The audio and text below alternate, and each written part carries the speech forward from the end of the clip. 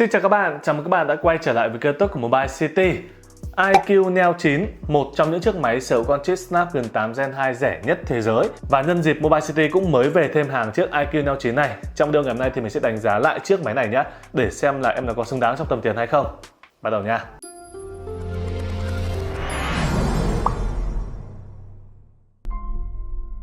Trước khi bắt đầu thì xin anh em 30 giây quảng cáo này. Mình có bán hàng trên Shopee và cái nick của mình sẽ tên là Mobile City Mega Store, chuyên bán phụ kiện điện thoại như kiểu là sạc cáp này, sạc dự phòng, tai nghe không dây, sóng nóng lạnh, bao rẻ nhất Việt Nam luôn. Trên đó thì mình cũng sẽ bán cả điện thoại nữa. Mặc định các bạn sẽ được bảo hành vàng 12 tháng tại Mobile City. Những bạn ở xa không đến shop được ấy thì có thể mua tại Shopee cho nhanh nhá. Link mình sẽ để dưới phần mô tả của video. Rồi, video của mình thì sẽ bao gồm những phần như sau. Đầu tiên thì mình sẽ chỉ ra nhược điểm của chiếc iQ Neo 9 này, tại vì các bạn thích xem chê mà đúng không? Tiếp theo mình sẽ nói về những ưu điểm của em nó, và cuối cùng thì mình sẽ so sánh với cả đối thủ Redmi K70. Rồi, nhược điểm này thì theo quan điểm cá nhân của mình nhá, chiếc iQ Neo 9 ấy sẽ chỉ có một điểm cần nói về nhược điểm mà thôi. Đó là cộng đồng người dùng tại Việt Nam quá ít. Đó, nó sẽ ít hơn so với cả Realme hay là Xiaomi chắc chắn rồi đúng không? Vậy nên khi mà dùng ấy chẳng may có cái lỗi gì hay là một vài cái mẹo gì cần hỏi ấy rất là ít nha. Ngoài ra thì mình thấy phụ kiện cũng ít hơn này, linh kiện sửa chữa cũng ít hơn này. Và về phần mềm ấy, hiện tại mình check thì chiếc máy này chưa có ROM các bạn nhé. Thậm chí là chiếc iQ Neo 8 đời trước ấy, mình search còn không ra cơ. Nói chung dùng chiếc máy này thì các bạn xác định dùng ROM gốc của mình, ok chưa? Nhưng mà rất may cái ROM gốc của máy thì cũng có sẵn tiếng Việt rồi. Tí thì mình sẽ nói sâu hơn về khoản phần mềm nhá. Tiếp theo sẽ là những thứ ưu điểm của chiếc iQ Neo 9. Tại vì cái dòng iQ ấy trước giờ nó khá giống Xiaomi, giá rẻ, cấu hình cao, vậy nên trang bị của máy mình thấy rất toàn diện các bạn nhé. Có thể nói là đỉnh chóp tầm giá luôn. Như mình nói, đây sẽ là một trong những chiếc máy rẻ nhất sở hữu con chip Snapdragon 8 Gen 2.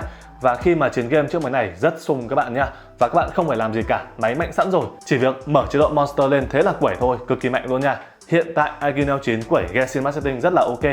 Mọi game khác không phải nghĩ. Và với chiếc máy này thì các bạn chơi mọi game khoảng tầm 2 năm tới mình nghĩ là ok nhá. Game nặng đấy nha, chứ còn game trung bình với cả game nhẹ thì 5-6 năm.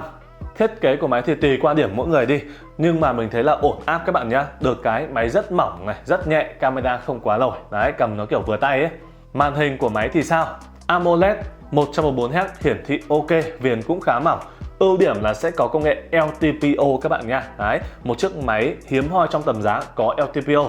Cái tốc độ cảm ứng của máy thì mình cũng check rồi, nó khoảng tầm 300Hz các bạn nhá. Như vậy là cũng đủ chơi game thoải mái.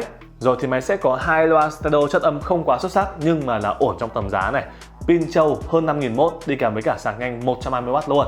Camera của máy thì mình thấy ở mức ổn áp các bạn nhé. Cam chính là 50 chấm này, cảm biến khá to, 1/1,49 inch và theo mình check đây sẽ là cảm biến của Sony luôn nha.